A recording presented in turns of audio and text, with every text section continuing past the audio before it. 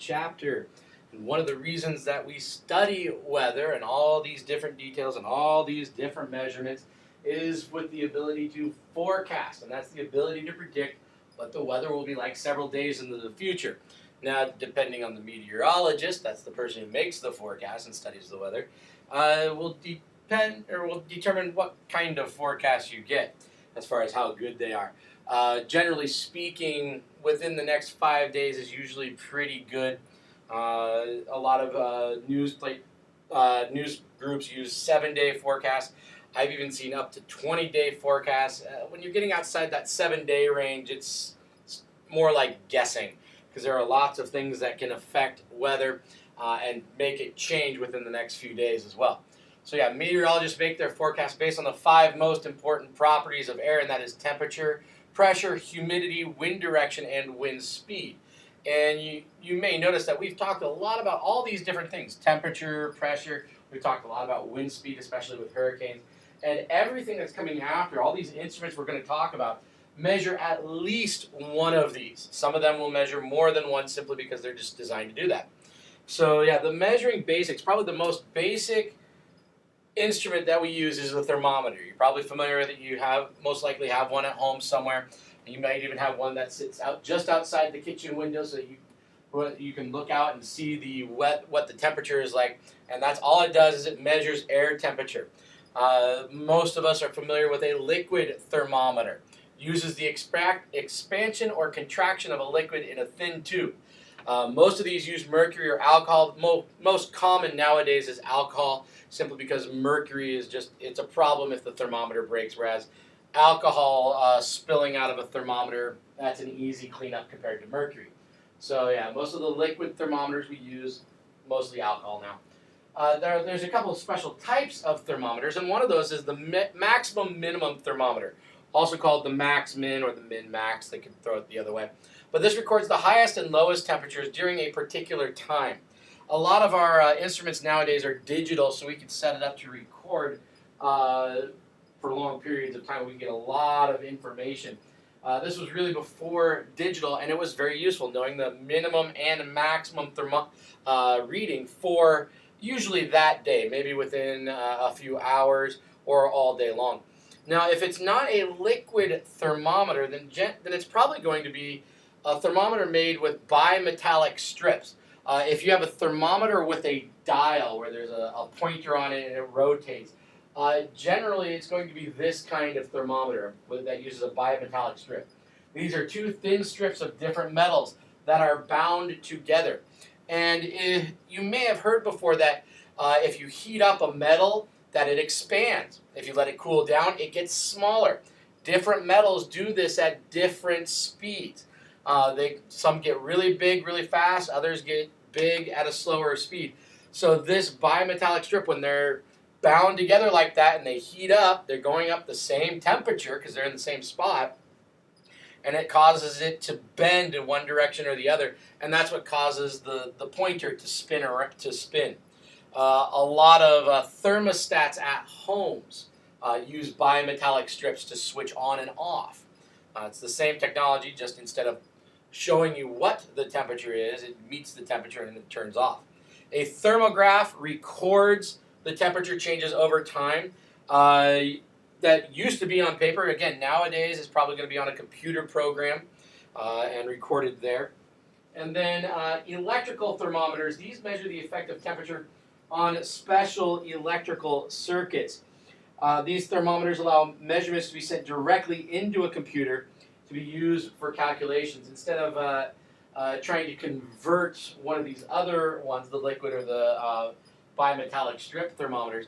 They just basically created circuits that were temperature sensitive, and as a result, it can be connected directly to a computer, sends it right on into the program that's watching it. Here are some pictures of different ones. We actually have a liquid thermometer in the upper left, a digital thermometer on the right there, a bimetallic strip, the kind that you might see outside. My grandma's had an owl on it. And then a infrared thermometer where it uses infrared lights and to measure heat, usually used on foreheads or on cheeks for The next group of instruments really are the barometer. Oh, well, yeah, and I have the term there. Falling atmospheric pressure usually indicates bad weather, and rising pressure usually indicates good weather. So if we can measure whether the pressure is rising or falling, that will be useful to us. And we do that by using a barometer. The first ones were they used liquid mercury, just like the thermometers. But this measured air pressure, and what it was an upside down tube that was filled with mercury, and then it was placed in a pool of mercury, a small bowl of mercury, and the air would actually push down on the top of the mercury in this bowl, or not push down, and the mercury in the tube would rise or fall. That's the mercury barometer. This was the oldest type of barometer. Utilized a 3-foot tube to do it with, and it's because of the weight of mercury, really. It needed 3 feet of tube to really do its job. Eventually, people figured out how to make an aneroid barometer, and this was a flexible, airtight metal box that measured changes in pressure. So instead of having a liquid, it was an airtight box, and so the pressure changes would flex the sides, and this would cause needles to move and such. As a result of the way that we designed these, the unit of pressure that's used in meteorology is called a bar, and this referenced the markings that were used on a mercury barometer. And a millibar is 1,000, 1,000 millibars is 1 bar. And millibars is often a more useful measurement, just to show those small changes that can that can have an effect. So that's temperature and pressure. The next instrument measures humidity, how much moisture is in the air, and that's a hygrometer. And our book points out 2 different types. One is called a psychrometer, and it uses the cooling effect of evaporation to get a measurement. And yeah, a psychrometer consists of 2 thermometers mounted side by side. The bulb of one thermometer is wrapped in a piece of gauze that is then soaked with water. As the water evaporates, it cools off the thermometer, and that gives us a comparison between the wet and the dry thermometer that is useful for figuring out the humidity, how much moisture is actually in the air. The other one is actually a hair hygrometer, and it uses a strand of hair to measure relative humidity. Many of you may have hair issues if you walk outside and it's humid, especially people with longer hair. Maybe your hair gets curly or whatnot. And that's because hair just reacts to humidity, and we've figured out ways to use that as a measuring device. A piece of hair is put into this device, and then when, depending on the humidity, it does stuff to the hair, and it can make, or it can move a pointer. So that leads us into wind direction. And one of the oldest instruments for measuring is the weather vane. It's just usually a piece of iron. Now we might use different metals, but on top of a place where it's going to get the wind that's allowed to move as the wind blows. And it indicates the direction of the wind. Now remember, when we talked about wind, we gave the names of winds by the direction the wind was blowing from. Not where it was blowing to, but blowing from. And most weather vanes are set up to point the direction the wind is blowing from. Because depending on where you are, the west might be over water. So that means it's going to get more humid if the wind is coming out of the west. Or it might be from over the desert, so it's going to be dry, hot air.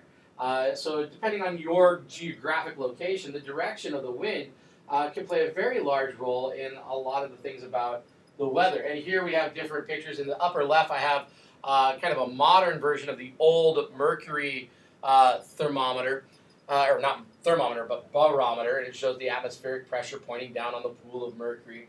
The main problem with this is that it left the mercury open and people could touch it and would get sick from it. In the top middle, that's an aneroid barometer, one type of aneroid barometer. It's an aneroid cell which is airtight. Atmospheric pressure pushes down, which makes the pointer move. The aneroid barometer was actually a breakthrough for sailing because it was more compact and it was easy to travel.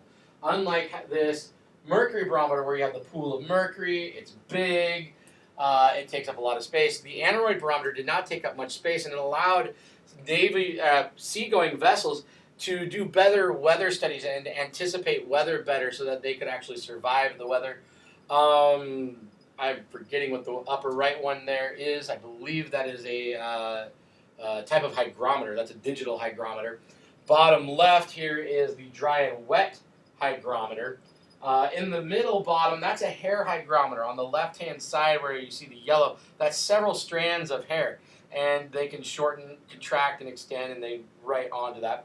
And in the right-hand, bottom right, we have a traditional-looking weather vane there. And along with wind direction, wind speed is also important. It tells us how fast things are moving, and we can make different calculations about when weather is going to get there. And an anemometer measures wind speeds near the Earth's surface. Wind speeds higher up are going to be different. We have different levels of air, so we have different levels of wind. The cup anemometer consists of rotating arms with cups on the end. That's the bottom left one here. And the wind just pushes the spinning part, and you can get a reading from that. The aero vane, which is the one right next to it, uses propellers to measure the wind speed. So as the propellers blow, it spins it, and you can get a reading from that. Both of these can be attached to digital devices and saved that way. And then another one, the rain gauge. It's just a cup with markings on it so that you can see how much precipitation falls. It's a cylindrical glass jar with a ruler on the side. Nowadays, it might be made out of clear plastic. And then something that kind of combines all these things is Stephenson screen, and I have a picture of one type here at the bottom right. And it's a shelter for meteorological instruments made with slatted sides and base. It is white to reflect any solar radiation, so it's only going to be air temperature inside. It's usually placed about 4 feet above short grass and 30 feet away from any building, because long grass can actually affect weather, or the readings right there. Being close to buildings can affect the readings right there. Concrete absorbs heat and releases heat at different speeds than air.